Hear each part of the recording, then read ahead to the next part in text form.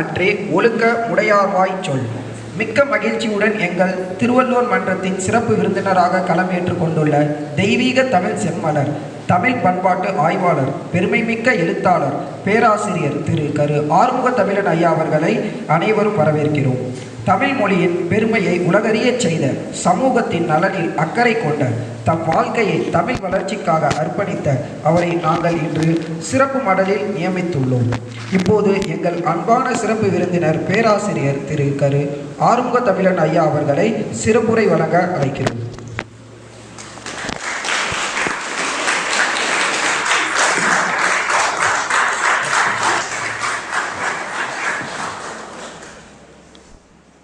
அனைவருக்கும் வணக்கம்.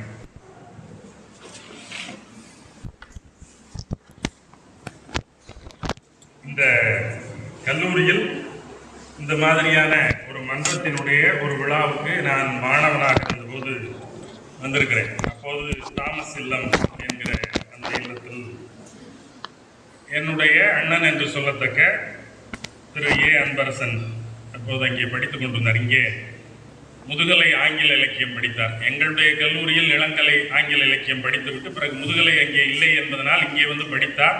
தாமஸ் இல்லத்தில் தங்கியிருந்தார். அப்போது அவர்களுடைய தாமஸ் இல்லத்தின் வழியாக வைகோ பேசுவதற்கு ஏற்பாடு செய்யப்பட்டிருந்தது. வைகோவினுடைய பேச்சை கேட்பதற்காக மயிலாப்பூரில் இருந்து இங்கே இருக்கிற தாமஸ் இல்லத்திற்கு வந்து அந்த பேச்சை கேட்டுவிட்டு போன போது இந்த கல்லூரிக்குள் முதலாக நுழைந்தேன். நான் இந்த கல்லூரியில் சேர்ந்திருக்க வேண்டியவன். இங்கேதான் மெய்யியல் படிப்பதற்காக விண்ணப்பமிட்டேன். ஆனால் எங்களுடைய வீடு ராயப்பேட்டையில் இருந்தது. ராயப்பேட்டையிலிருந்து தாம்பரத்திற்கு தினந்தோறும் வந்து செல்வது என்பது கடினமானது என்பதனால் என்னுடைய தகப்பனார் கட்டையை போட்டு விவேகானந்தர் கல்லூரியில் சேர்த்து விட்டார். விவேகானந்தர் கல்லூரியில் சேர்வதற்காக நான் சென்றபோது ஒரு சட்டை போட்டு போனேன், ஒரு வெள்ளை சட்டை. அந்த வெள்ளை சட்டையில் ஒரு பொம்பளை பிள்ளை படம் போட்டிருக்கு. இந்த இடத்துல சட்டை பைக்கு பதிலாக ஒரு பெண்ணினுடைய முகம். இந்த சட்டையை பார்த்தவுடன் அங்கே நேர்காணல் செய்த எங்களுடைய கல்லூரி முதல்வர், அப்போது கணேசன் என்கிற பொருளியல் பேராசிரியர் முதல்வராக இருந்தார். அவர் கேட்டார், நீ மெய்யியல் படிப்பதற்கு வந்திருக்கிறாய், விடுதியில் அறை வேண்டும் என்று கேட்கிறாய். என்னுடைய தாயார் அப்போது மதுரையில் இருந்ததனால் விடுதியில் அறை வேண்டும் என்று கேட்டபோது, விடுதியில் அறை வேண்டும் என்று கேட்கிறாய், நாங்கள் தினந்தோறும் வழிபாடு செய்வோம், நீ இந்த மாதிரி பொம்பளை பிள்ளை சட்டையெல்லாம் போட்டு வந்து விவேகானந்தா காலேஜில் படிக்கிறதுனா நீ விவேகானந்தா காலேஜில் படிக்கிறதுக்கே லாயக்கு இல்லை, ஒழுங்கா இருப்பியா அப்படின்னு சத்திய வாக்கு மூலம்லாம் வாங்கிக்கிட்டு தான் அதுக்கப்புறம் இடம் கொடுத்தார். அதனால் கிறிஸ்தவ கல்லூரியில் படிக்கும் வாய்ப்பை இழந்தேன். பிறகு தாமஸ் இல்லத்தில் நடந்த வைகோவினுடைய பொழிவை கேட்பதற்காக இங்கே வந்தபோது எனக்கு வியப்பாக இருந்தது. ஏனென்றால் நான் விடுதியில் இருந்த அனுபவம் பெற்றவன். எங்களுடைய விடுதியில் மணி அடித்தால் காலை 5:15 மணிக்கு மணி அடிப்பார்கள். எல்லோரும் எழுந்து பல் துலக்கி காலை கடன்களை முடித்து 6 மணிக்கு வழிபாட்டு கூடத்திற்கு சென்று வழிபாடு செய்ய வேண்டும். 6:30 மணிக்கு மணி அடிப்பார்கள். மெஸ்ஸை திறப்பான், காப்பி கொடுப்பாங்க. காப்பியை குடிச்சிட்டு போய் குளிச்சு எல்லாம் பண்ணிட்டு 9 மணிக்கு கல்லூரி தொடங்கும். கல்லூரியை முடித்தால் 12:30 மணிக்கு உணவு, மீண்டும் 2 மணிக்கு வகுப்பை முடித்தால் மாலை 6 மணிக்கு மீண்டும் வழிபாட்டு கூடம். 6:30 மணிக்கு அறைகளில் இருந்து படிக்கலாம் அல்லது விளையாடலாம். மறுபடியும் 7 மணிக்கு மணி அடிக்கும், மெஸ்ஸுக்கு போய் சாப்பிட்றது. 8 மணி வரைக்கும். 8 மணிக்கு சைலன்ஸ் பெல்னு ஒன்று அடிச்சிருவான். அடித்தான்னா அறைகளில் உட்கார்ந்து படிக்க வேண்டும். நாங்கள் படிக்கிறோமா என்று சரிபார்ப்பதற்காக விடுதியினுடைய காப்பாளராக இருக்கிற வார்டன் ஒவ்வொரு அறையாக வந்து அட்டெண்டன்ஸ் எடுப்பார். நாங்கள் படித்துக் கொண்டிருக்க வேண்டும். நாங்கள் என்ன செய்வோம் என்றால் புத்தகத்தை விரித்து வைத்து விட்டு தூங்கி விடுவோம். விளக்கெரியும், புத்தகம் விரித்து வைக்கப்பட்டிருக்கும், பேனா திறந்து வைக்கப்பட்டிருக்கும், நாங்கள் தூங்கி விடுவோம். யாராவது ஒருத்தன் மட்டும் டேர்ன் போட்டு முழிச்சிருப்பான். 3 பேர் ஒரு விடுதியினுடைய அறையில் ஒருத்தன் மட்டும் முழிச்சிருப்பான். அவன் அங்கே கதவை தட்டின உடனேயும், சாமியார் கதவை தட்டின உடனேயும் இந்த அடுக்கடுக்காக பலகைகள் அடுக்கிய கதவு கீழ்ப்புறத்தில், அதனால் காவி வேட்டி தெரியும். தெரிஞ்சவனே டே சாமிஜி வந்துட்டாரான் அப்படின்னு எல்லாரையும் எழுப்பி விட்டுருவான். எழுப்பி விட்டா எல்லாரும் அவன் மேசையில் படிக்கிறவன் மாதிரி உட்கார்ந்துக்குவாங்க. கதவை ஒருத்தன் திறப்பான், பார்ப்பாரு, எல்லாரும் படிக்கிறீங்களா, சரி அப்படின்ட்டு அட்டண்டன்ஸை மார்க் பண்ணிட்டு போயிடுவார். அவர் மேல் மாடிக்கு போகிறது வரைக்கும் நாங்கள் காத்திருப்போம். மேல் மாடிக்கு போன பிறகு விளக்கை அமர்த்தி விட்டு தூங்கிவிடுவோம். அப்படித்தான் எங்களுடைய விடுதி வாழ்க்கை கழிந்தது. அப்படி ஒரு விடுதியினுடைய சூழ்நிலையில் இருந்துவிட்டு இங்கே இருக்கிற விடுதிக்கு வந்தபோது எனக்கு வியப்பாக இருந்தது. 3 இல்லங்கள், இதை இல்லம் என்று அழைக்கிறார்கள், விடுதி என்று அழைக்கவில்லை, இல்லம் என்று அழைக்கிறார்கள். இந்த இல்லங்களுக்குள் ஒரு அரங்கு இருக்கிறது. அந்த அரங்குக்குள் விழாக்கள் நடக்கின்றன. யாரை வேண்டுமானாலும் அழைத்து வந்து பேச வைக்கிற வாய்ப்பு அவர்களுக்கு இருக்கிறது. முரண்பட்ட கருத்துக்கள் கொண்டவர்களும் இங்கே வந்து பேசுகிறார்கள். பல்வேறு ஆட்கள் பேசுகிறார்கள், பல்வேறு கருத்துக்கள் பேசுகிறார்கள். இவர்கள் பேசுவதையெல்லாம் கேட்கவும் சிந்திக்கவும் அவற்றையெல்லாம் உறைந்து பார்க்கவுமான வாய்ப்பு மாணவர்களுக்கு கிடைக்கிறது என்பது எனக்கு வியப்பாக இருந்தது. இவ்வளவு விடுதலையெல்லாம் நாங்கள் எங்களுடைய கல்லூரியில் கண்டதில்லை. ஒரு கட்டுச்சட்டான சூழ்நிலையில் நாங்கள் எங்களுடைய கல்லூரியில் எங்களுடைய விடுதிகளில் வளர்க்கப்பட்டோம். ஆகையினால் இந்த விடுதி, இந்த சூழல், இங்கே இருக்கிற இந்த விடுதலை உணர்ச்சி, இவை எல்லாமே எனக்கு மிகவும் வியப்பாக இருந்தது.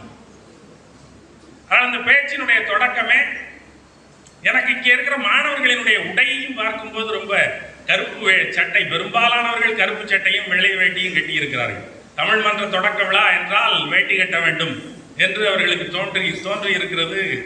கருப்பு சட்டை என்பது ஒரு காலத்தில் அமங்கல சட்டை என்று கருதப்பட்ட நிலை மாறி இப்போது தமிழர்களினுடைய அடையாளமாக இருக்க வேண்டும் என்றால் கருப்பு சட்டையும் வெள்ளை வேட்டியும் என்பது போன்ற ஒரு கருத்து நிலை மாறி இருக்கிறது. பெண்களும் ஓணத்தின் காரணமாக அதற்குரிய சேலைகளை எல்லாம் அணிந்து வந்திருக்கிறார்கள். எனக்கு இதில் ரொம்ப வியப்பாக இருந்தது, நம்முடைய இல்ல காப்பாளர் ஒரு ரோஸ் கலர் சட்டையும், அந்த ரோஸ் கலர் சட்டைக்கு தோதாக ஒரு ரோஸ் கலர் கரை போட்ட வேட்டியும் கட்டியிருப்பது தான்.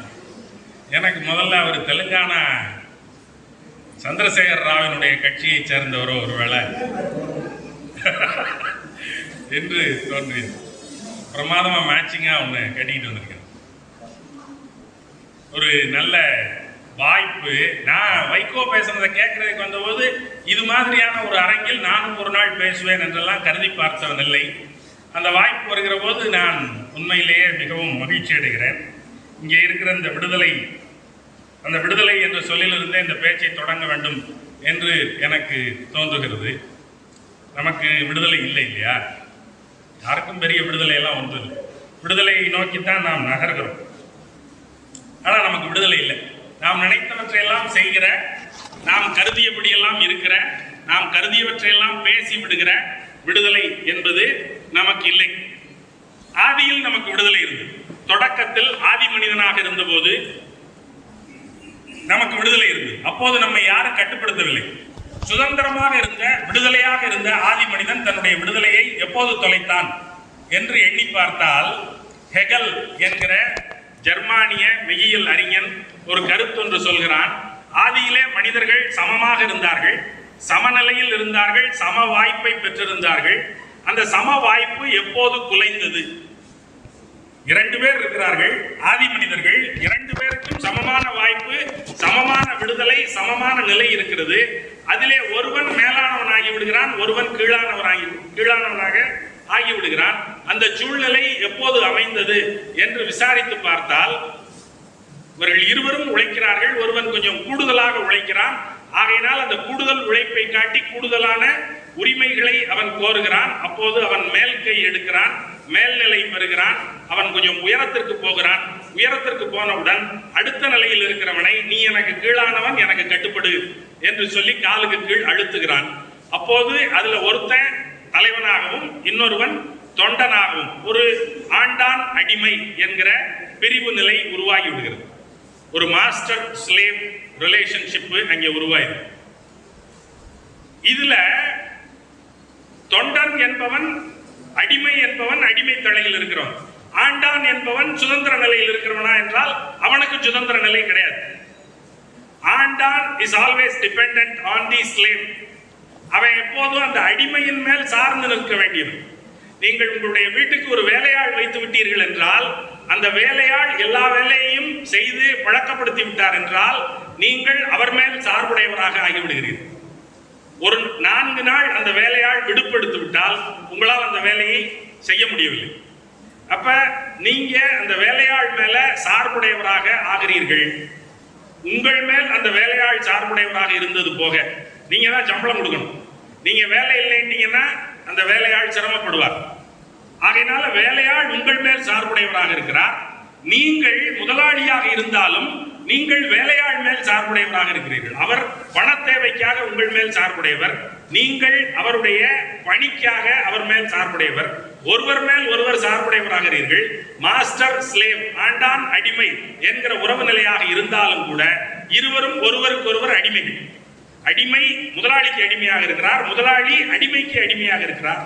அவர் இல்லாவிட்டால் இவர் பிழைக்க முடியாது, இவர் இல்லாவிட்டால் அவர் பிழைக்க முடியாது என்கிற சூழ்நிலை உருவாகி விடுகிறது. இப்போது வந்த அந்த தங்கலான் படம் இருக்கிறது இல்லையா, அதுல இவர்களை கொண்டு சுரங்கம் தோண்டாமல் அந்த வெள்ளைக்காரனால் தங்கம் எடுக்க முடியாது. வெள்ளைக்காரன் கொடுக்கிற அந்த காசு இல்லாமல் இவர்களால் மேல்நிலைக்கு வர முடியாது. ஆகையினால் இவர்கள் வெள்ளைக்காரன் மேல், முதலாளியின் மேல், ஆண்டானின் மேல் சார்ந்திருக்கிறார்கள். ஆண்டான் இவர்களுடைய உழைப்பின் மேல் சார்ந்திருக்கிறான். ஆகையினால் ஆண்டானும் அடிமைதான், அடிமையும் அடிமைதான் என்கிற ஒரு சுழல் ஒன்று உருவாகிறது. இதிலிருந்து இரண்டு பேரும் எப்படி விடுபடுவார்கள்? ரெண்டு பேருக்கும் விடுதலை வேண்டும். நாம் நினைத்துக் கொள்கிறோம் முதலாளிகள் எல்லாம் விடுதலையாக இருக்கிறார்கள், தொழிலாளிகள் எல்லாரும் அடிமைகளாக இருக்கிறார்கள் என்று நினைத்துக் கொள்கிறோம். ஆனால் உண்மையில் முதலாளிகளும் அடிமைகளாகத்தான் இருக்கிறார்கள், தொழிலாளிகளின் அடிமைகளாக இருக்கிறார்கள். அதனாலதான் எவனாவது ஒருத்தன் வேலை நிறுத்தம்னு செஞ்சுட்டான்னா முதலாளி பூரா மூச்சு திணறி போயிடுறான். எப்படி நடக்கும் அவனுடைய நிறுவனம்? வேலைக்கு ஆள் இல்லாவிட்டால் நிறுவனம் எப்படி நடக்கும்? ஆகையினால முதலாளி அடிமை மேலும், அடிமை முதலாளி மேலும் சார்புடையவர்களாக இருக்கிறார்கள் என்று ஹெகல் சொல்கிறார். இத கொஞ்சம் ஒரு இன்வர்ஸா மார்க்ஸ் சொல்றாரு, கொஞ்சம் விரட்டி தலைகீழாக்கி மார்க்ஸ் சொல்லுகிறார். இது ஆண்டான் அடிமை என்று, மாஸ்டர் ஸ்லேவ் என்கிற அந்த உறவு நிலையை மார்க்ஸ் சொல்லும் போது முதலாளி தொழிலாளி என்கிற உறவு நிலையாக அதை திருப்புகிறார். அவரும் இதே தான் சொல்றார். ரெண்டு பேரும் ஒரே கருத்து நிலையை பெற்றுத்தான் சொல்லுகிறார்கள். ஆக மொத்தம் வரலாறு முழுவதும் என்னவாக இருந்தது என்று நீங்கள் பார்த்தால், வரலாறு மொத்தமும் இந்த அடிமை நிலையிலிருந்து விடுதலை நிலையை நோக்கி எப்படி நகர்வது என்பதை நோக்கிய போராட்டமாகத்தான் இருக்கிறது. ஒட்டுமொத்த மனிதகுல வரலாறு விடுதலையை நோக்கி நகர்கிற மனிதனுடைய முயற்சி, அவ்வளவுதான் வரலாறு என்று இவர்கள் இருவரும் சொல்லுகிறார்கள். அப்ப இதுல நடந்தது என்ன அப்படின்னா, ஆசைப்படுகிறார்கள். ஆசைப்படுகிறவர்கள் அதற்கான முயற்சிகளை செய்து அதிகாரத்தை கைப்பற்றுகிறார்கள். அதிகாரத்தை கைப்பற்றிய பிறகு மற்றவர்களை எல்லாம் அவர்கள் கட்டுப்படுத்த தொடங்குகிறார்கள். அப்படியானால் நீங்கள் இதில் வாழ்வதற்கு இரண்டு நிலைகள் தான் இருக்கின்றன. ஒன்று, நீங்கள் கட்டுப்படுத்துகிறவராக இருக்க வேண்டும், கண்ட்ரோலரா இருக்கணும், அல்லது கண்ட்ரோல்டா இருக்கணும், கட்டுப்படுத்தப்பட்டவராக இருக்க வேண்டும். கட்டுப்படுத்துகிறவர் அல்லது கட்டுப்படுத்தப்படுகிறவர், இரண்டு நிலை அல்லாது வேறு நிலையில் நீங்கள் இருப்பதற்கு வாய்ப்பே இல்லை. அப்படியானால் இதில் விடுதலையை எப்படி பெறுவது என்கிற கேள்வி வரும்போது சமயங்கள் உள்ளே நுழைகின்றன. சமயங்களினுடைய கருத்து என்ன அப்படின்னா, அமைதியா இருங்க. இந்த விடுதலையை எப்படி பெறுவது என்று கேட்கிற போது மார்க்ஸ் சொல்லுகிறார், அடிச்சு வாங்கிட வேண்டியதுதான் என்று சொல்லுகிறார். தொழிலாளிகள் முதலாளிகளிடத்தில் அடிமைப்பட்டிருக்கிறார்கள். அவர்கள் தங்களுக்கான விடுதலையை எப்படி பெறுவது என்றால் முதலாளிகளை அடித்து வாங்கிவிட வேண்டியதுதான், பிடுங்கி விட வேண்டியதுதான். ஒரு இரத்த புரட்சி, ஒரு பிளடி ரெவல்யூஷன் மூலமாக அந்த விடுதலையை நாம் பறித்து விட முடியும், எடுத்துக்கொண்டு விட முடியும் என்று அவர் சொல்லுகிறார். ஆனால் சமயங்கள் என்ன சொல்லுகின்றன? வன்முறை வேண்டாம். ஆகையினால் என்ன செய்வது? என்னுடைய விடுதலையை எப்படி பெறுவது? அமைதியா இரு, பொறுமையா இரு, உனக்கு விடுதலை வர வேண்டிய காலத்தை ஆண்டவர் தீர்மானிப்பார் அப்படின்னு சொல்றான்.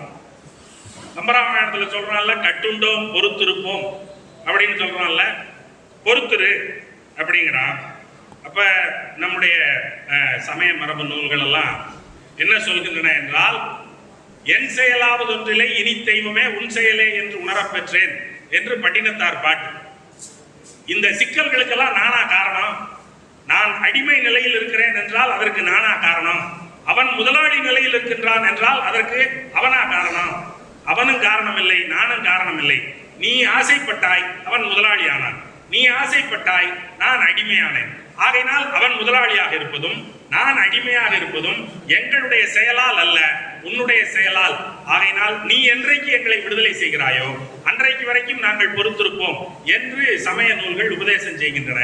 மாணிக்க வாசகர் சொல்லுகிறார், நன்றே செய்வாய் பிழை செய்வாய், நானோ இதற்கு நாயகமே. Am I responsible for my actions? நான் செய்கிற காரியங்களுக்கெல்லாம் நானா பொறுப்பு, நீதான் பொறுப்பு. விவிலியம் சொல்லுகிறது, காசுக்கு 2 விற்கிற சிட்டுக்குருவிகளை கூட பரமபிதாவின் சித்தம் இல்லாமல் உங்களால் வாங்கிவிட முடியாது. உங்கள் தலையில் உள்ள மயிரெல்லாம் எண்ணப்பட்டிருக்கிறது என்று விவிலியம் சொல்லுகிறது. எனக்கு சில சமயம் வியப்பாக இருக்கும். என்னுடைய தலையில் இருக்கிற மயிரை எண்ணுவது வேண்டுமானால் எளிதாக இருக்கலாம், எல்லாருடைய தலையில் இருக்கிற மயிரையும் எப்படி எண்ணுவது?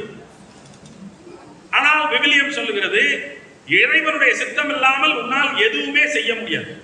சைவ சித்தாந்தம் இறைவனுடைய சித்தம் இல்லாமல் உன்னால் எதுவும் செய்ய முடியாது. வைணவம் இறைவனுடைய சித்தம் இல்லாமல் உன்னால் எதுவுமே செய்ய முடியாது. அப்ப நீ முதலாளியாவதும் நீ அடிமையாவதும் எல்லாம் இறைவனுடைய கருணையின் காரணமாக, கடைக்கண் பார்வையின் காரணமாக. அதிலிருந்து உனக்கு விடுதலை வர வேண்டும் என்றால் இறைவன் தான் அதை உனக்கு வழங்க முடியுமே தவிர நீயாக உன்னுடைய முயற்சியால் எதுவும் செய்ய முடியாது என்று அவர்கள் சொல்லிவிடுகிறார்கள்.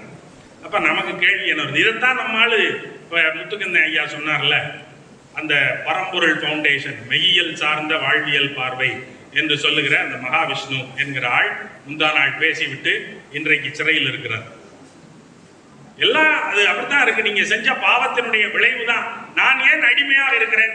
ஏனென்றால் நான் செய்த பாவத்தினுடைய விளைவின் காரணமாக நான் அடிமையாக இருக்கிறேன். நான் ஏன் முதலாளியாக இருக்கிறேன்? அம்பானி ஏன் அம்பானியாக இருக்கிறார்? அதானி ஏன் அதானியாக இருக்கிறார்?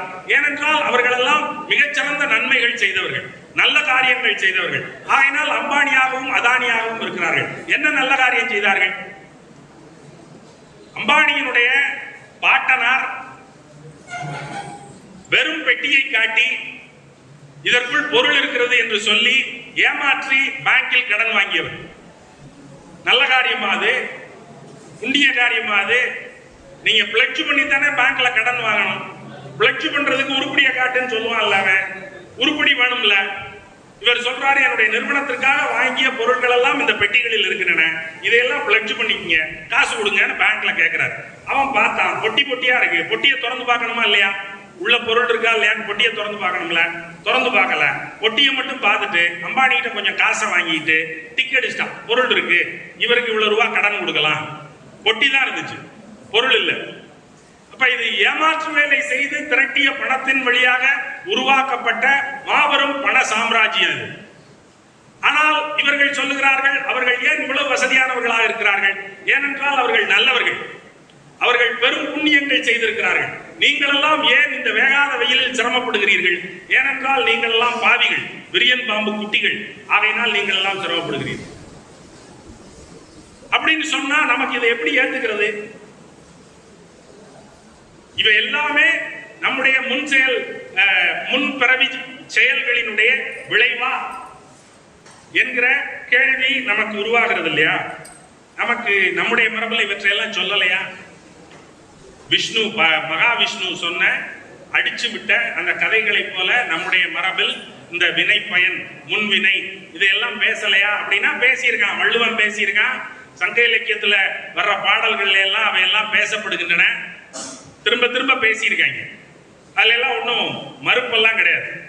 ஆனா ஒரு கட்டத்துல வள்ளுவர் சொல்றாரு, வகுத்தான் வகுத்த வகையெல்லாம் கோடி தொகுத்தார்க்கும் துய்த்தல் அரிது என்று பேசுகிறார். இதை இன்ன விதமாகத்தான் செலவழிக்க வேண்டும், இன்ன விதமாகத்தான் இதை பயன்படுத்த வேண்டும் என்று ஒருவன் வகுத்து வைத்திருக்கிறான். அவன் வகுத்து வைத்த வழிமுறைக்கு மாறாக உங்களால் எதுவுமே செய்ய முடியாது என்று சொல்லும் போது தெய்வத்தினுடைய ஊழினுடைய கரத்தை வலுப்படுத்துவதாகத்தான் வள்ளுவரினுடைய அந்த குறள் அமைந்திருக்கிறது. ஊழிர் பெருவலி யாவுல மற்றொன்று சூழினும் தான் முந்துரும் என்று சொல்லுகிற போது, ஊழ் எந்த திசையில் உங்களை நடத்த வேண்டும் என்று நினைக்கிறதோ அந்த திசையில் தான் நடத்தும். அதற்கு நீங்கள் எதிர்மாறாக எதுவுமே செய்துவிட முடியாது என்றெல்லாம் வள்ளுவர் பேசுகிறார். பேசிய வள்ளுவர் ஒரு கட்டத்தில் இது மனிதர்களை சிறை வைத்து விடுமோ என்று அஞ்சிய போது அதற்கு மாற்றையும் அவரே பேசி விடுகிறார். ஊழையும் உப்பக்கம் காண்பர் உலைவின்றி தாழாது உயற்றுபவர் என்று பேசுகிற போது அதற்கு எதிர்மாறு பேசி விடுகிறார். கடவுளின் பெயரால் எல்லாவற்றையும் சொன்னவர் கடைசியில் தெய்வத்தால் ஆகாதெனும் முயற்சி தன் மெய்வருத்த கூலி தரும் என்று சொல்லிவிடுகிறார். கடவுளே உனக்கு கொடுக்கக்கூடாது என்று நினைத்தாலும் உன்னுடைய முயற்சியின் காரணமாக நீ அதை அடைந்து விட முடியும் என்று அவர் பேசுகிறார். முயற்சி திருவினையாக்கும் என்று பேசுகிறார். தெய்வம் மடிதற்று தான் முந்துரும் என்று பேசுகிறார். நீங்கள் முயற்சியுடையவராக இருந்தால் தெய்வம் தன்னுடைய வேட்டியை மடித்து கட்டிக்கொண்டு உங்களுக்கு உதவி செய்வதற்காக வரும் என்று பேசுகிறார். அப்ப இங்கே இருக்கிற மரபு எல்லாவற்றையும் தெய்வம் செய்யும் என்றோ அல்லது எல்லா காரியங்களும் உங்களுடைய முன்வினையின் பாவங்களின் புண்ணியங்களின் பலன் என்று மகாவிஷ்ணு பேசுவதை போலவோ இங்கே எல்லாவற்றையும் குருட்டாம்போக்கில் ஒப்புக்கொள்ளவில்லை, முண்டுகிறார்கள். இங்க சொல்றான், அறத்தாறு இதுவென வேண்டாம் சிவிகை பொறுத்தானோடு ஊர்ந்தான் இடை அப்படின்னு சொல்றான். இவர்களெல்லாம் ஏன் சிரமப்படுகிறார்கள்? ஏனென்றால் இவர்களுடைய பாவம். இவர்களெல்லாம் ஏன் சிறப்பாக இருக்கிறார்கள்? ஏனென்றால் இதெல்லாம் இவர்கள் செய்த புண்ணியம் என்று, இதுதான் அறத்தினுடைய வழி, இதுதான் அறம் செயல்படுகிற விதம் என்று யாரும் கருத வேண்டாம் என்று வள்ளுவர் சொல்கிறார். இது அறத்தினுடைய வழி இல்லை. அறத்தினுடைய வழி எது என்று எப்படி தீர்மானிப்பீர்கள்? அறத்தினுடைய வழி என்பது செயலின் வழியாகத்தான் தீர்மானிக்கப்படுமே தவிர அறிவின் வழியாக தீர்மானிக்கப்படும். அறம் என்பதே செயல்தான். அறம்ங்கிற பேச்சு எப்ப வரும்? எத்திக்ஸ் அல்லது மொராலிட்டி அப்படிங்கறத எப்ப நீங்க பேசுவீங்க? எப்போது நீங்கள் செயல் செய்ய நுழைகிறீர்களோ அப்போதுதான் அறம் என்பதை பற்றிய பேச்சே வரும். அதுவரைக்கும் அறிவு தான். வெறும் சிந்தனை என்பது, வெறும் எண்ணம் என்பது அறிவு மரபு, செயல் என்பது அறமரபு. இங்கே மீண்டும் மீண்டும் எல்லாரும் சொல்வது சிந்தனை மரபு என்பது ஒரு புறம் இருக்கட்டும், செயல் மரபுதான் தலைமையானது. வெறுமனே வாயால் பேசிக் கொண்டிருப்பதில் ஒரு புண்ணியமும் இல்லை. நீங்கள் எப்போது செயல்பட தொடங்குகிறீர்களோ அப்போதுதான் அதற்கான ஊற்றம் உருவாகிறது என்றுதான் இங்கே எல்லோரும் பேசுகிறார்கள். வள்ளுவரும் சொல்லுகிறார், புகழ்ந்தவை போற்றி செயல் வேண்டும், செய்யாது இகழ்ந்தார்க்கு எழுமையும் இல் என்று சொல்லுகிறார். நீங்கள் புகழ்ந்து கொண்டே இருந்தால் மட்டும் போதாது, அவற்றை செயலாகவும் செய்துவிட வேண்டும். செயலாக செய்தால்தான் பயன். அப்ப நீங்க செயலாக செய்யும் போது உங்களுக்கு என்ன கேள்விகள் வரும் அப்படின்னா, நீங்கள் அதை எப்படி செய்வது, ஏன் செய்ய வேண்டும், ஒரு செயலை நான் ஏன் செய்ய வேண்டும்? நீங்க ஒரு கேள்வி கேட்டு பாருங்க, நான் ஏன் நல்லவனா இருக்கணும்? நல்லவன் ஒருத்தனும் நல்லா இல்ல, நல்லவன் பூரா அழிஞ்சு போயிட்டான் இல்லையா? ரொம்ப நல்ல சிறந்த புண்ணியமான காரியங்கள் செய்தவர்கள் எல்லாரும் மிகவும் சிறப்பாக இருந்தார்கள் என்று சொல்வதற்கு அவர்களுக்கு கொஞ்சம் புகழ் வேண்டுமானால் இருந்திருக்கலாம்.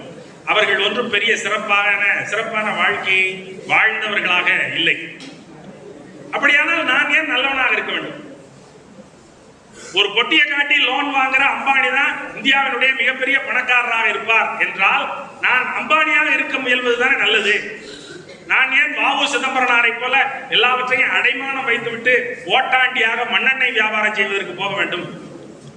நான் ஏன் நல்லவனாக இருக்க வேண்டும்? அந்த கேள்வி வரும்போது அதற்கு என்ன விடை? ஏன் செய்ய வேண்டும்? நான் நல்லவனாக இருக்க வேண்டும் என்றால் ஏன் நல்லவனாக இருக்க வேண்டும்?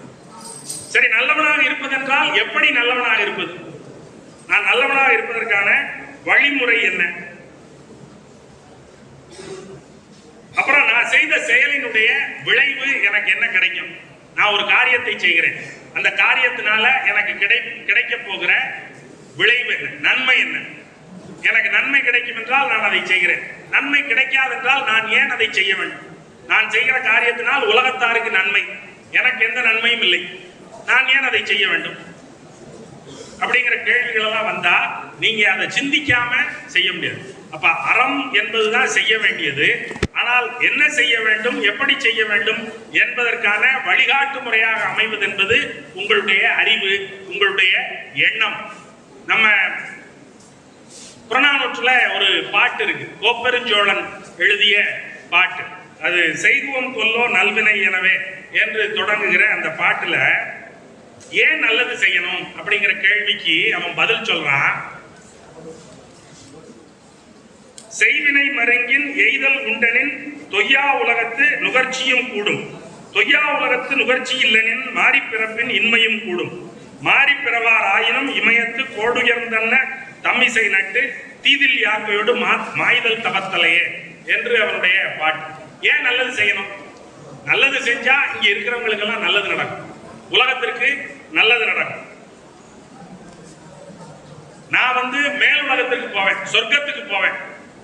நல்லது செய்தால், நான் நல்லவனாக இருந்தால் எனக்கு செத்த பிறகு நல்ல கதி கிடைக்கும்.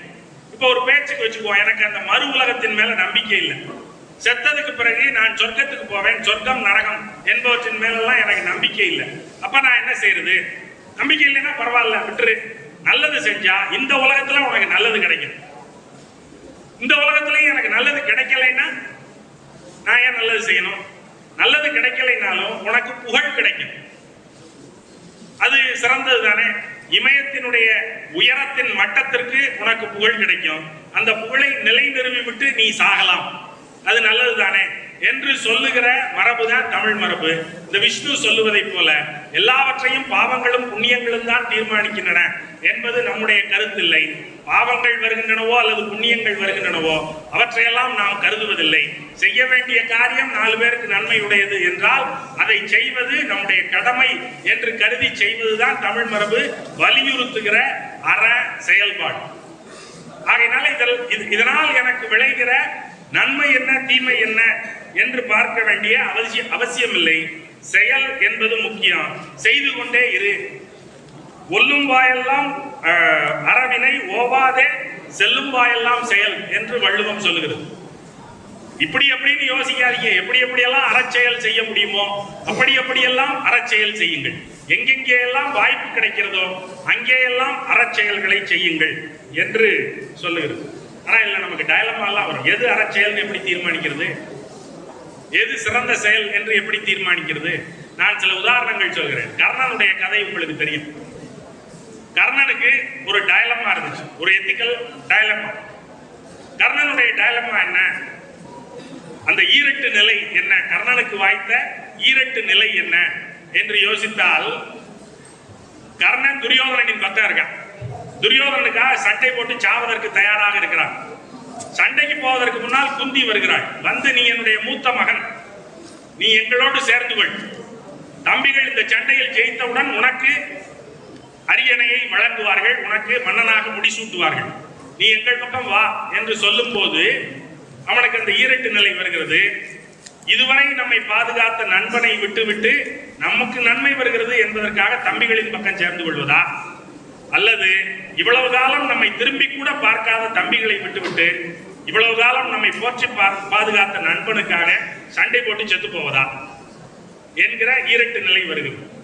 கர்ணன் சண்டை போட்டு சாவது என்று தீர்மானம் செய்து சண்டை போட்டு செத்து போகிறான். துரியோதனனுக்கும் இந்த ஈரட்டு நிலை வருகிறது. துரியோதனன் எல்லா சண்டையில எல்லாத்தையும் தோத்துட்டான். தோத்து கடைசியில் அவன் மட்டும்தான் மிச்சம் இருக்கான். இப்ப கிருஷ்ணன் அவங்கிட்ட அக்ரிமெண்ட் பேசுறான், டீல் பேசுறான். இவ்வாறு எல்லாம் தோத்து போயிட்ட, முடிஞ்சு போச்சு, நீ மட்டும்தான் மிச்சம் இருக்க. இப்பவும் ஒன்றும் பிரச்சனை இல்லை, பாண்டவர்களுக்கு உரியதை அவங்களுக்கு கொடுத்துரு, உனக்குரியதை அவங்க கிட்ட இருந்து நான் வாங்கி கொடுத்துட்றேன், சண்டையை இதோட முடிச்சுக்குவோம், நீயும் வாழ்ந்துக்க அவங்களும் வாழ்ந்துக்குவாங்க அப்படின்னு கண்ணன் சொல்றான். துரியோதனனுக்கு ஈரட்டு நிலை, எல்லாரும் செத்து போயிட்டான். இவனுக்காக சண்டை போட்டவன் எல்லாரும் செத்து போயிட்டான் சண்டையில, இவன் மட்டும் மிச்சம் இருக்கான். இப்ப இவனுக்கு இந்த ஆஃபர் வருது, உனக்கு நாட்டை கொடுக்குறோம், நீ வாழ்ந்துக்க, சண்டையை விட்டுருவோம் அப்படின்னு. துரியோதனன் இந்த நாட்டை எடுத்துக்கிட்டு அந்த சண்டையை விடுறதா, அல்லது எல்லாரும் செத்து போனதுக்கு பிறகு நான் ஏன்டா நாட்டை எடுத்துக்கணும்னு சொல்லி சண்டையை போட்டு சாகிறதா? அவனும் சண்டையை போட்டு சாகிறது அப்படின்னு முடிவு பண்ணி சண்டை போட்டு சாகிறான். அர்ஜுனனுக்கு இந்த ஈரட்டு நிலை வருது. சண்டைக்காக போய் முகப்புல நிக்கிறான், போர் முகப்புல நிற்கும் போது எதிரில் பார்க்கறான், நிக்கிறவன் பூரா தன்னுடைய சொந்தக்காரர்கள். இவர்களை அடித்து கொன்று விட்டு இந்த நாட்டை பெற்று நான் என்ன செய்ய போகிறேன், எனக்கு நாடு வேண்டாம், நான் சண்டை போடவில்லை, நான் போகிறேன் அப்படின்னு இறங்கி போறான். கிருஷ்ணன் அவனை கூப்பிட்டு சண்டை போடு அப்படின்னு சொல்றான். இப்ப சண்டை போட்டு நாட்டை பிடிக்கணுமா இல்ல சண்டையை விட்டு சமாதானமா இருக்கணுமா அப்படிங்கிற ஈரட்டு நிலை வருது. இந்த ஈரட்டு நிலைகள் மறுபடியும் எல்லாருக்கும் வந்து கொண்டே இருக்கின்றன. நீங்க இந்த மாவலியினுடைய கதை கேட்டிருப்பீர்கள். ஓணம் வருகிறது. ஓணம்ங்கிறது மாவலியை கொண்டாடுகிற ஒரு நாள். அதான் இவங்க இப்ப வாமன ஜெயந்தி அப்படின்னு பேர் மாத்துறதுக்கு முயற்சி செஞ்சுக்கிட்டு இருக்காங்க. ஓணம் கதை உங்களுக்கு தெரியும். மாவலிங்கிற மன்னன், அவன் அரக்கர்களினுடைய வம்சாவளி என்று கருதப்படுகிறவன். அவன் அந்த நாட்டை ரொம்ப சிறப்பா ஆண்டுகிட்டு இருக்கான். அது இந்திரனுக்கு பொறுக்கல. அவன் ஆளுகிற பரப்பையும் நான் ஆள வேண்டும் என்று அவன் கருதுகிறான். ஆகையினால தன்னுடைய பிரதிநிதியாக திருமாலிடம் வேண்டி, திருமால் ஒரு வாமன குள்ளனாக அவதாரம் எடுத்து மகாபலி என்று சொல்லப்படுகிற மாவலியிடம் போய் தானம் கேட்கிறார். மாவலி ஆண்ட நாட்டினுடைய பெயர் மாவேலி கரை. அவன் பேர்லயே வச்சிருக்காங்க ஊரை. மாவேலியினால் கரை கட்டி ஆளப்படுகிற பிரதேசம் மாவேலிக்கரை, மாவேலிக்கரா. அதான் ஆள்றான், சிறப்பா ஆள்றான். உள்ள வர்றான். உள்ள வந்து எனக்கு தானம் வேணும்னு கேட்கிறான். என்ன தானம் எனக்கு என்னுடைய கால்களால் 3 அடி மண் வேண்டும் அப்படின்னு கேட்கறான். 3 அடி மண் தானே கேட்கறான். குட்டப்ப எவ்வளவு எடுத்துட போறான் அப்படின்னு நினைச்சு இவனும் கொடுக்குறேன்னு சொல்லி கொடுத்துட்டான். கொடுத்த உடனே அவன் அளக்கிறான். அளந்தா பெரிய விஸ்வரூபம் எடுத்து அளக்கிறான். ஒரு அடியை வச்சு அளந்தா நிலம் பூரா சரியா போச்சு. இன்னொரு அடியை தூக்கி அளந்தா வானம் பூரா சரியா போச்சு. 3வது அடி நிலத்துக்கு நான் என்னடா பண்றதுன்னு கேட்டான். எல்லாரும் நம்ம இதுக்கு மேல நான் என்ன பண்றது, இதுக்கு மேல நான் என்ன பண்றது அப்படின்னா, இதை நான் எங்கே வைக்கிறது, இதை எங்கே வைக்கிறதுன்னு உங்க அம்மாட்ட போய் 7 தடவை நீங்க கேட்டீங்கன்னா என் தலையில போடு அப்படின்னு சொல்லுவாங்கல்ல. அது மாதிரி மாவேலி என் தலையில வை அப்படின்ட்டான். இவன் அவன் தலையில வச்சான். அவனை அழுத்திட்டான். மாவேலி செத்து போனான். மாவேலி இப்போ ஒரு வரம் மட்டும் கேட்கிறான். நான் இந்த நாளில் என்னுடைய நாட்டு மக்களை பார்ப்பதற்காக வருவதற்கு நீ அருள் பாலிக்க வேண்டும். அது இவங்க கட்டுற கதை. சரி வந்து பாத்துக்க அப்படின்னு சொன்னதனுடைய விளைவா மாவேலி அந்த ஓணத்தன்று வலம் வருகிறான். அவனை வரவேற்பதற்காக மக்கள் கோலமிட்டு, அத்தப்பூ கோலமிட்டு, ஓண சத்தியை செய்து விருந்து வைத்து அதை கொண்டாடுகிறார்கள் என்று கதை. இப்ப மாவேலி கரைன்னு இருந்துச்சுல்ல அந்த நாடு, அதுக்கு பக்கத்துல இப்ப திருக்காக்கரை அப்படின்னு ஒரு ஊர் வந்துருச்சு. திருக்காக்கரைங்கிறது என்ன? திருக்கால் கரை. அவன் காலை வச்சு கரை உண்டாக்கிய, வரம்பு கட்டிய, விளிம்பு கட்டிய பிரதேசம் மாவேலி கரையாக இருந்தது. பிறகு திருக்கால் கரை என்கிற பெயரில் திருமாலினுடைய தலமாக ஆகிவிட்டது. வாமன ஜெயந்தி கொண்டாடுகிறோம் என்று அவர்கள் சொல்லுகிறார்கள். இப்ப இதுல இருக்கிற டயலமா, ஒருத்தன் நம்மகிட்ட தானம் கேட்டான், 3 அடி மண்ணு கேட்டான், கொடுக்குறேன்னு சொல்லிட்டேன். ஆனா அவன் திருட்டு பையன், மாறு வேஷம் போட்டு வந்து கேட்டான். நான் அதை நம்பி கொடுத்துட்டேன். இப்ப அவன் விஸ்வரூபம் எடுக்கிறான். 3 அடி மண்ணு என்கிட்ட இல்லை. இப்ப இந்த சத்தியத்தை நான் காப்பாற்ற வேண்டுமா அல்லது கைவிட்டு விட வேண்டுமா? மாவேலி தான் கொடுத்த வாக்கை கைவிட்டு இருந்தால் என்ன? ஏன் அந்த வாக்கை காப்பாற்ற வேண்டும்? அவன் பொய் சொல்லி வரம் கேட்டான். பொய் சொல்லி வரம் கேட்டவனுக்கு இவன் ஏன் அந்த சத்தியத்தை காப்பாற்றி கொடுக்க வேண்டும்? அந்த சத்தியத்தை மீறினால் என்ன? அப்ப இந்த முரண்கள் இருக்கின்றன இல்லையா? என்னவாக இருந்தாலும் நான் கொடுத்த வாக்கை நான் மீற மாட்டேன். நீ திருட்டு பயலாக இருந்தாலும் நான் கொடுத்த வாக்கை நான் மீற மாட்டேன். நீ திருட, நான் திருட. என்னுடைய வாக்கு மீறப்படாத, தள்ளப்படாத வாக்கு. உன்னுடைய நேர்மை எப்படி வேண்டுமானாலும் இருந்து விட்டு போடும், அதை பற்றி எனக்கு அக்கறை இல்லை. ஆனால் என்னுடைய நேர்மை கரைப்படுத்த முடியாத நேர்மை, நான் அதை செய்வேன் என்று மாவேலி செய்கிறான். அதனுடைய விளைவாக தன்னுடைய நாட்டை, தன்னை, எல்லாவற்றையும் இழக்கிறான். தான் கொடுத்த வாக்குக்காக கர்ணன் சாகிறான். ஏன் அதை செய்யணும் அப்படின்னா, அப்படித்தான் இங்கே இருக்கிற அறநெறிகள் கற்பிக்கின்றன. ஆகையினால் அவர்கள் அதை செய்கிறார்கள். தர்மப்படி நடக்க வேண்டும் என்று சொல்லுகிறார்கள். இந்த மாவேலியிடமிருந்து இந்திரன் இந்த நிலத்தை பறிக்க வேண்டும் என்று கருதியதை போலவே நம்முடைய வரலாற்றில் ஒரு சம்பவம் இருக்கிறது. சோழர்களினுடைய வரலாற்றில் உத்தம சோழன் என்று ஒரு சோழன் வருகிறான். அவன் ராஜராஜ சோழனுடைய சித்தப்பா. நியாயமாக அந்த ஆட்சி உரிமை சுந்தர சோழனுடைய மகன் ஆதித்த கரிகாலனுக்கு போயிருக்க வேண்டும். ஆதித்த கரிகாலன் செத்து போய்விட்டான். அவனுக்கு பிறகு ராஜராஜ சோழன் என்று சொல்லப்படுகிற பின்னால் பட்டஞ்சூட்டி அழைக்க பெற்ற அருள்மொழிவர்மனுக்கு அது போயிருக்க வேண்டும். அருள்மொழி அந்த பட்டத்திற்காக வருகிற காலத்தில், இளவரசு பட்டம் சூட்டப்பட்ட காலத்தில், அவனுடைய சித்தப்பனாகிய உத்தம சோழன் தானும் அந்த இடத்திற்கு வர வேண்டும் என்று கருதுகிறான். அவங்க அப்பா கண்டராதித்த சோழர் மன்னராக இருந்தவர். அவர் தன்னுடைய மகனுக்கு, அப்போது மகன் இல்லை என்பதனால் தன்னுடைய தம்பிக்கு பட்டம் கட்டினார். தம்பி பட்டத்திற்கு வந்தார். பிறகு தம்பியினுடைய வம்சாவளி ஆட்சியில் வருகிறது. பிறகு ராஜராஜ சோழன் காலத்தில் அந்த முரண் வருகிறது. எங்க அப்பா ராஜாவா இருந்தாரு, நான் ஆள வேண்டாமா அப்படின்னு உத்தம சோழன் கேட்கிறான். ராஜராஜன் சொன்னா சரி ஆண்டுக்க, நீ இருக்கிறது வரைக்கும் நீ ஆளு அப்படின்னு விட்டுட்டு இறங்கி பக்கத்துல நின்றுட்டான். இதே கதை தான் மகாபாரதத்திலே நடக்குது. துரியோதனுடைய அப்பா மன்னன், தர்ம பாண்டவர்களினுடைய அப்பாவும் மன்னன் பாண்டு செத்து போயிட்டான். இவங்க நாங்க தானே மன்னனுடைய பிள்ளைகள், எங்களுக்கு பங்கு கொடுன்னு கேட்கிறாங்க. துரியோதனன் சொல்றான், எங்க அப்பா மன்னன், நான் அவனுடைய மகன், எனக்கு பங்கு வேண்டாமா அப்படின்னு கேட்கிறான். தாயாதி சண்டை, 2 தரப்பிலும் நியாயம் இருக்கிறது. ஆனால் நாம் எப்போதும் துரியோதனையே குற்றப்படுத்தி கொண்டிருக்கிறோம். ஏனென்றால் அது தர்மத்திற்கு புறம்பானது. துரியோதனுடைய கிளைம்ங்கிறது தர்மத்திற்கு புறம்பானது என்று நாம் சொல்லுகிறோம். அப்படியானால் இந்த தர்மம் என்பது யாருடைய தர்மம்? இந்த அறம் என்பது யாருடைய அறம்? யார் நிர்ணயித்து வைத்த அறம்? அறத்தை யார் நிர்ணயிக்கிறார்கள்? நம்முடைய நூல்கள் அப்படித்தான் சொல்லுகின்றன. நமக்கு கிடைத்த புனித நூல்கள், திருநூல்கள் அப்படித்தான் சொல்லுகின்றன. ஆகையினால் அதை அப்படித்தான் செய்ய வேண்டும் என்று நாம் கருதுகிறோம். இந்த புத்தகங்களை நம்பி பின்னால் போவதுதான் நம்மை பல சமயங்களில் ஏமாற்றி விடுகிறது. புத்தகம் அதை எழுதிய வர்க்கத்தை சேர்ந்தவனுடைய நன்மையை கருதியது. ராஜ் கௌதமன் அறம் அதிகாரம் என்று ஒரு நூல் எழுதியிருக்கிறார். யாருடைய அறம்? அறம் என்று வைக்கப்பட்டால் அது யாருடைய அறம் என்கிற கேள்வியை எழுப்புகிறார். அறத்தை நிர்ணயிக்கிறவர் யார்? தர்மத்தை நிர்ணயிக்கிறவர் யார்? அது மனு தர்ம சாஸ்திரத்தில் நிர்ணயிக்கப்பட்டிருக்கிறது என்றால் மனு தர்ம சாஸ்திரத்தை இயற்றியவர் யார்? எந்த வர்ணம் அதை எழுதியது? கீழே இருக்கிறவன் எழுதிய அறநூலா அது? மேலே இருக்கிறவன் எழுதிய அறநூல் என்றால் அந்த அறம் யாருக்கு சார்பான அறமாக இருக்கும்? மேலே இருக்கிறவனுடைய அறமாகத்தான் அது. மேல் வர்க்கத்தில் இருக்கிறவனுடைய நன்மையை சேர்ந்ததாகத்தான் அது இருக்கும். அதை நான் ஏன் பின்பற்ற வேண்டும்? அது உனக்கு நன்மை, நீ வச்சுக்க, நான் ஏன் அதை பின்பற்றணும் அப்படிங்கிற கேள்வி வரும். இன்னொரு எடுத்துக்காட்டு சொல்லுகிறேன். டாக்டர் மேரியன் சிம்ஸ் என்று ஒரு பெரிய அமெரிக்க மருத்துவர் இருந்தார். அவர் இருந்து நூற்றாண்டுகள் ஆகிவிட்டன. 1883 மறைந்து போனார். அவரை ஃபாதர் ஆஃப் கைனகாலஜி என்று சொல்லுகிறார்கள். பிரசவ மருந்தியலில், மகப்பேறியலில் தந்தை என்று அவரை சொல்லுகிறார்கள். அவர் ஏன் மகப்பேறியலின் தந்தை என்று வழங்கப்பட்டார் என்றால், அவர் மகப்பேரை எளிதாக்குவதற்காக ஏகப்பட்ட ஆராய்ச்சிகள் செய்து அதற்கான கருவிகளை கண்டுபிடித்திருக்கிறார். பிள்ளையினுடைய தலை தாயினுடைய வயிற்றிலிருந்து வெளியே வரவில்லை என்றால் பிள்ளையினுடைய மண்டையை கவ்வி இழுக்கிற குரடு ஒன்றை அவர் செய்கிறார். ஒரு அதுக்கு பேர் வந்து ஸ்பெக்யூலம். இந்த ஸ்பெக்யூலமை அவர் தான் டிசைன் பண்றார்.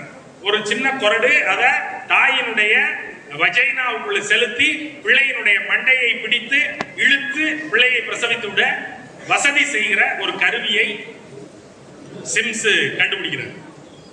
அப்புறம் கத்தீட்டர்னு ஒன்று கண்டுபிடிக்கிறார். ஒரு மெல்லிய குழாய் ஒன்றை ஏற்றி அதன் வழியாக உடம்புக்குள் நீர்மத்தை செலுத்துவதோ அல்லது நீர்மத்தை உறிஞ்சுவதோ அதற்கு சௌகரியம் செய்கிற கத்தீட்டர் என்கிற நுண் குழாய் ஒன்றை அவர் கண்டுபிடிக்கிறார். பிறகு சிம்ஸ் பொசிஷன் என்று ஒரு மருத்துவ இருக்கை முறை ஒன்றை கண்டுபிடிக்கிறார்.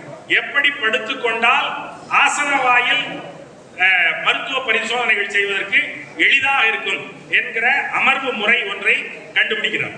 இவற்றையெல்லாம் செய்ததனால் அவர் மகப்பேற்றியலின் தந்தை என்று வழங்கப்படுகிறார். ஆனால் இவற்றையெல்லாம் கண்டுபிடிப்பதற்கு, இந்த ஆய்வுகளை செய்வதற்கு அவர் கொடுத்திருக்கிற விலை இருக்கிறது இல்லையா? இந்த ஆய்வை யாரிடம் செய்வது? இந்த கருவியை உள்ளே விட்டு எடுத்து பார்க்க வேண்டும், அறுத்து பார்க்க வேண்டும். இதற்கு யாரை பயன்படுத்துவது? இதற்கு கருப்பு இனத்து பெண்களை அவர் விலைக்கு வாங்குகிறார்.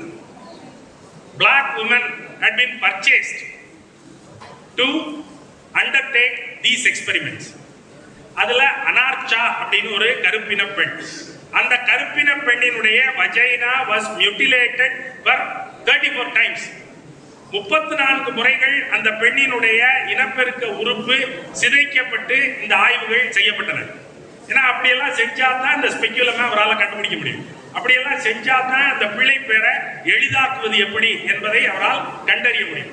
ஆகையினால் அந்த கருப்பின பெண்ணை பயன்படுத்துகிறார். இதில் நீங்கள் கவனிக்க வேண்டியது என்ன அப்படின்னா, அப்போது மயக்க மருந்து கண்டுபிடிக்கப்பட்டு விட்டது. Anaesthesia was discovered. ஆனா அனஸ்தீசியாவை இவர் பயன்படுத்தவே இல்லை. அந்த பெண்ணுக்கு மயக்க மருந்து கொடுத்து இந்த அறுவை சிகிச்சைகளை அவர் செய்யவே இல்லை. அந்த பெண் நினைவோடு இருக்கும் போதே இந்த சிகிச்சைகளை எல்லாம் செய்கிறார். ஞாபகத்தோடு இருக்கும் போதே அறுக்கிறார். அவளுக்கு வலிக்காதா அப்படின்னா அதற்கு அவர் சொன்ன காரணம், கருப்பின பெண்களுக்கு வலிக்காது, கருப்பா இருக்கிற பொம்பளைகளுக்கு வலிக்காது, அதுக்கெல்லாம் எரும மாடு மாதிரி இருக்கும், அதனால அதுகளுக்கெல்லாம் வலிக்காது அப்படின்னு இவர் ஒரு கருத்து சொல்றார். பின்னாடி இதை வழக்காக்கும் போது, இது பிரச்சனைக்குரியதாக ஆகும்போது சிம்ஸின் மேல் வைக்கப்பட்ட கண்டனம், நீங்கள் ஒரு கருப்பின அடிமை பெண்ணை கைப்பற்றி அவளை ஒரு சோதனை சாலை எலி போல, வெள்ளெலி போல பயன்படுத்தி இருக்கிறீர்கள். ஒரு பெண் இல்ல, பல பெண்களை பயன்படுத்தி இருக்கிறார். பல கருப்பின அடிமை வகைராக்களை அவர் பயன்படுத்தி இருக்கிறார். அவர் மேல் வைக்கப்பட்ட விமர்சனம், நீங்கள் மனிதர்களை வெள்ளலி போல பயன்படுத்துகிறீர்கள், இது முறையா என்று கேட்டபோது அவர் சொன்னார், மனித இனத்தினுடைய நன்மைக்காகத்தான் நான் இவற்றையெல்லாம் செய்தேன், உங்களுடைய நன்மைக்காகவே செய்தேன். நீங்கள் வலி இல்லாமல் பிள்ளை பேறு அடைய வேண்டுமானால் நான் இந்த கருப்பின பெண்ணின் மேல் இந்த பரிசோதனைகளை எல்லாம் செய்வது கட்டாயம். அவர்களுக்கு வலிக்காது, நீங்கள் ஒன்றும் கவலைப்படாதீர்கள் என்று அவர் சொன்னார். அப்ப அவர் சொல்ற காரணம் மனித குலத்தின் மாபெரும், இன்றைக்கு நமக்கு அதெல்லாம் வசதி தான், மறுக்கல. அந்த கண்டுபிடிப்புகள் எல்லாம் இன்றைக்கு நமக்கு மிகவும் வாய்ப்பாக இருக்கின்றன. அதற்கு அடுத்த கட்டங்களுக்கும் நாம் நகர்ந்து விட்டோம், நல்லதுதான். ஆனால் அந்த பெண்கள் அந்த காலகட்டத்தில் அதற்கு கொடுத்த விலை, அவர்கள் மனிதர்களாகவே மதிக்கப்படாத நிலை, இதற்கெல்லாம் என்ன பதில் என்றால் ஒரு பதிலும் இல்லை. அப்படியானால் இந்த அறம் என்பது யாருடைய அறம், யாருக்கு நன்மை செய்யக்கூடிய அறம் என்கிற கேள்வி எழுகிறது இல்லையா? இதுக்கு என்ன பதில் சொல்றது? புத்தகங்களில் பார்ப்போம், மிக பெரும்பாலானவர்களுக்கு நன்மை செய்யக்கூடியது என்றால் எல்லாமே நல்லதுதான். 100 பேர் இருக்கிற சமூகத்தில் 95 பேருக்கு அல்லது 90 பேருக்கு ஒரு காரியம் நன்மை என்றால் 5 பேர் செத்து சுண்ணாம்பாய் போனாலும் பரவாயில்லை, அது நல்ல காரியம் என்று நாம் முடிவு செய்கிறோம். அந்த 5 பேரினுடைய நிலை என்ன? இந்த சர்தார் சரோவர் டேம் கட்டின போது அங்கே பெருவாரியான கிராமங்கள் அழிந்தன. அப்போது அவர்கள் சொன்னார்கள், குஜராத் மொத்தத்திற்கும் நன்மை விளைய போகிறது, மொத்த குஜராத்திற்கும் நன்மை விளைவதற்கு 10 கிராமங்கள் அழிந்தால் என்ன கேடு என்று கேட்டார்கள். 10 கிராமங்களில் இருக்கிறவர்கள் மனிதர்கள் இல்லையா என்கிற கேள்வி முன்வைக்கப்படும். அவர்கள் பழங்குடியின மக்கள், கிராமத்து மக்கள், தங்களுக்கென்று பெரிய குரல் ஒன்றும் இல்லாதவர்கள். அவர்கள் அழிந்து போனால் அதை குறித்து இந்த பெரும்பான்மை சமூகத்திற்கு எந்த வருத்தமும் இல்லை என்றால் இது அறச்செயலா? யாருக்கு சார்பான அறச்செயல், யாருக்கு நன்மை தரக்கூடிய அறச்செயல் என்கிற கேள்வி அங்கே விழும். நாம் உடனடியாக பாட புத்தகங்களை பார்வைக்கு கொண்டு செல்லும். மனு தர்ம சாஸ்திரத்தில் என்ன சொல்லி இருக்கிறார்கள், வேத புத்தகத்தில் என்ன சொல்லி இருக்கிறார்கள், விவிலியத்தில், குரானில், தேவாரத்தில், திருவாசகத்தில் என்ன சொல்லி இருக்கிறார்கள் என்று நாம் பார்ப்போம். அப்படி பார்ப்பதுதான் நாம் அடிமைப்பட்டு கிடப்பதற்கான நிரந்தரமான சூழ்ச்சி. நீங்கள் என்றைக்கு உங்களுக்காகவே சிந்திக்க தொடங்கவில்லையோ, உங்களுக்காக சிந்திக்கிற வாய்ப்பை இன்னொருவனுக்கு எப்போது நீங்கள் விட்டுக் கொடுக்கிறீர்களோ, அப்போது உங்களுடைய அடிமை தலையிலிருந்து நீங்கள் என்றைக்குமே மீள முடியாது. நீங்க எல்லாத்தையும் இன்ஸ்டிடியூஷனலைஸ் பண்ணிக்கிட்டே இருக்கான். I'll think for you ன்னு சொல்றான். நீ ஏன்டா எனக்காக சிந்திக்கணும்? நான் என்ன சாப்பிடணும்? நான் ஒரு விடுதிக்கு போனேன், நான் என்ன சாப்பிடணும்னு நான் தானே ஆர்டர் பண்ணுவேன். என்ன இருக்கு ஐயா? மசால் தோசை இருக்கு, ரவா தோசை இருக்கு, ஆனியன் ரவா இருக்கு, பொடி தோசை இருக்கு, நெய் ரோஸ்ட் இருக்கு, சப்பாத்தி இருக்கு, புரோட்டா இருக்குன்னு அவன் சொல்லுவான். நான் தான் சொல்லுவேன் என்ன வேணும்னு. எனக்கு என்ன வேணும்னு நீயே ஆர்டர் பண்ணுன்னு நான் சொல்ல மாட்டேன்ல. எனக்கு செய்ய வேண்டிய அறம் என்ன என்பதை நான் தீர்மானிக்க வேண்டும். எனக்காக ஐயா நீங்கள் தீர்மானியுங்கள் என்று அந்த உரிமையை நான் இன்னொருவனுக்கு எப்படி விட்டு தருவேன்? எனக்காக தீர்மானிக்கிற உரிமை திருவள்ளுவனுக்கும் கிடையாது. எனக்காக தீர்மானிக்கிற உரிமை மனு தர்ம சாஸ்திரத்தை எழுதியவனுக்கும் கிடையாது. எனக்காக தீர்மானிக்கிற உரிமை விவிலியத்தை தொகுத்தவனுக்கும் கிடையாது, தேவாரத்தை தொகுத்தவனுக்கும் கிடையாது. எனக்காக தீர்மானிக்கிற உரிமை என்னுடையது என்று நான் கருதுகிற போது எனக்கான விடுதலை எனக்கு வந்து சேரும். இல்லாத வரைக்கும் என்னுடைய விடுதலையை எழுத வேண்டியவன் அவன். அவன் எப்படி எனக்கு விடுதலை கொடுப்பான்? இன்னையிலிருந்து உனக்கு விடுதலை அப்படின்னு அவன் எப்படி சொல்லுவான்? அப்ப நான் சொந்தமாக சிந்திக்காத வரைக்கும், நான் இவற்றையெல்லாம் தீர்மானித்து முடிவு செய்யாத வரைக்கும் ஒன்றும் செய்ய முடியாது. அமைப்புகள் எப்போதும் அறிவை மழுங்கடிக்கும். அமைப்புகள் எப்போதும் நீங்கள் சிந்திக்க வேண்டாம், உங்களுக்காக நாங்கள் சிந்திக்கிறோம்னு சொல்லுவான். மெய்யியல் சார்ந்த வாழ்வியல் கற்பிக்கிறேன் என்று மகாவிஷ்ணு வருகிறார் இல்லையா? நீ யாரா எனக்கு வாழ்க்கையை கற்பிக்கிறீங்க? உனக்கு என்ன தெரியும்? என் வாழ்க்கையை வாழ்றதுக்கு எனக்கு தெரியுமா, உனக்கு தெரியுமா? என்னுடைய உணவை தின்று சீரணமாக்கி அதை மலமாக வெளியில் தள்ளுகிற பொறுப்பு என்னுடையதா இல்லை உன்னுடையதா? எனக்காக நீ தின்று சீரணிப்பாயா? எனக்காக நீ மலங்கழிப்பாயா? நான் அல்லவா செய்ய வேண்டும் அவற்றையெல்லாம். என்னுடைய வாழ்வை நான் அல்லவா வாழ வேண்டும். நீ எப்படி வாழ்வாய்? நீ எப்படி சொல்லிக் கொடுப்பாய்? நித்யானந்தாவினுடைய வெப்சைட்ல ஒரு வாசகம் இருந்துச்சு, உங்கள் குருவை எல்லா விஷயத்திலும் பின்பற்றுங்கள், உங்கள் குரு செய்வதை போலவே நீங்களும் செய்யுங்கள். உங்களுக்கு விடுதலை காத்திருக்கிறது. நித்யானந்தா என்னென்னலாம் செஞ்சாருன்னு நமக்கு தெரியும். நம்ம அதெல்லாம் செய்ய முடியாது. அதெல்லாம் செய்யறது நம்ம வேலை இல்லை. ஆனா அவன் சொல்றான், நான் செய்யற மாதிரியே நீங்களும் செய்யுங்கிறான். நீ செய்யற மாதிரி நான் ஏன் தான் செய்யணும்? என்னுடைய வாழ்வின் உரிமை என்னுடையது. என்னுடைய வாழ்வை எப்படி வாழ வேண்டும் என்று தீர்மானிக்க வேண்டியவன் நான். என்னுடைய வாழ்வு கற்றுக் கொடுக்கும். அந்த ஆள் கேட்கறான், உன் பொண்டாட்டி கற்றுக் கொடுப்பாளா, உன் புருஷன் கற்றுக் கொடுப்பானான்னு கேட்கறான். மகாவிஷ்ணு வாழ்க்கையை யார் கற்றுக் கொடுப்பார்கள்? நீ கற்றுக் கொடுப்பியான்னு வாத்தியாரை பார்த்து கேட்கறான். ஞானத்தை நீ கற்றுக் கொடுப்பாயா என்று வாத்தியாரை பார்த்து கேட்கறான். வேற யார் கற்றுக் கொடுப்பாங்க? வாழ்க்கையை வாத்தியார் கொஞ்சம் கற்றுக் கொடுப்பார், வாழ்க்கை கொஞ்சம் கற்றுக் கொடுக்கும், புருஷன் கொஞ்சம் கற்றுக் கொடுப்பான், பொண்டாட்டி கொஞ்சம் கற்றுக் கொடுப்பா, பிள்ளை கொஞ்சம் கற்றுக் கொடுக்கும், ரோட்ல போறவன் வர்றவெல்லாம் கற்றுக் கொடுப்பான். வாழ்க்கை என்பது பிட்ஸ் அண்ட் பீசஸா அங்கேயும் இங்கேயுமா திரட்டி தான் கத்துக்கணும். நீ எப்படி வந்து கற்றுக் கொடுப்ப? ஏமாற்றுகிறார்கள். ஒரு அமைப்பை வைத்துக் கொண்டு வாழும் கலை அப்படின்னு ஒருத்தர் அமைப்பு வச்சிருக்காரு, மெய்யியல் சார்ந்த வாழ்வியல்னு ஒருத்தர் அமைப்பு வச்சிருக்காரு, கைலாசம்னு ஒருத்தர் அமைப்பு வச்சிருக்காரு, ஈஷான்னு ஒருத்தர் அமைப்பு வச்சிருக்காரு. எல்லாம் நான் கத்துக் கொடுக்குறேன். சும்மாவா கத்துக் கொடுப்பான்? காசு வாங்கிட்டு கத்துக் கொடுப்பான். அவன் கத்துக் கொடுக்கறது உருப்படியான விவகாரமா இல்லையான்னு நமக்கு எப்படி தெரியும்? ஆகையினால உங்களுடைய விடுதலைக்கான சாவி உங்களிடத்தில் இருக்கிறது. உங்களுடைய அறத்தை தீர்மானிக்க வேண்டிய அறிவு உங்களிடத்தில் இருக்கிறது. ஆகையினால் இவற்றை நீங்கள் தீர்மானியுங்கள். இதன் வழியாக நான் உங்களுக்கு சொல்லிக்கொள்ள விரும்புகிற ஒரே ஒரு செய்தி, எல்லாவற்றையும் நீங்கள் தீர்மானிக்க வேண்டியதுதான் முறையானது. ஆகையினால விடுதலை வேண்டும் என்று நினைக்கிறவர்கள் எல்லாம் விடுதலையில் தான் இந்த பேச்சை தொடங்கணும். விடுதலையோடு இருந்தோம், விடுதலை பறிபோய் விட்டது, ஆண்டான் அடிமை என்கிற உறவு முறைகளுக்குள் அகப்பட்டு கொண்டு விட்டோம். மீண்டும் விடுதலை வேண்டும் என்றால் விடுதலையை ஆண்டானிடம் கேட்க வேண்டாம், மற்றவர்களிடம் கேட்க வேண்டாம். விடுதலை உங்களிடத்தில் இருக்கிறது. அதற்கு நீங்கள் சிந்திக்க தொடங்க வேண்டும். அந்த சிந்தனை உங்களிடத்திலிருந்தே கிளம்ப வேண்டும். ஆகையினால் உங்களுடைய அறிவை கொண்டு நீங்கள் சிந்தித்து நல்லவனாக இருப்பது என்பது எளிதானதில்லை. புஸ்தகங்களை படித்து விட்டெல்லாம் உங்களால் நல்லவனாக இருக்க முடியாது. ரொம்ப கிரிட்டிக்கலான சூழ்நிலைகள் வரும்போது நல்லவனாக இருப்பதற்கான குரல் உங்களுக்குள்ளிருந்து வர வேண்டும். அந்த குரலை தேடுங்கள். அந்த குரல் உங்களுடைய அறிவின் செம்மை வழியாகவே உங்களுக்கு வந்து சேரும். ஆகையினால் அறிவின் செம்மையே அறத்திற்கான வழி. இதுல அறமும் இளைஞர்களும் என்று அந்த தலைப்பில் இட்டிருந்தார்கள். இளைஞர்களுக்கு என்று தனி அறம் கிடையாது. மனிதர்கள் எல்லாருக்கும், உயிர்கள் எல்லாவற்றுக்கும் ஒரே அறம் தான் இருக்கிறது. அது என்ன என்று தேடி கண்டுபிடிக்க வேண்டிய கடமை உங்களுக்கு தான் இருக்கிறது. நான் அவற்றை சொல்ல முடியாது. நான் சொல்லுகிற அறம் ஒருவேளை எனக்கான அறமாக இருக்கலாம். உங்களுடைய அறத்தை நீங்கள் தேடி கண்டடையுங்கள். நன்றி, வணக்கம்.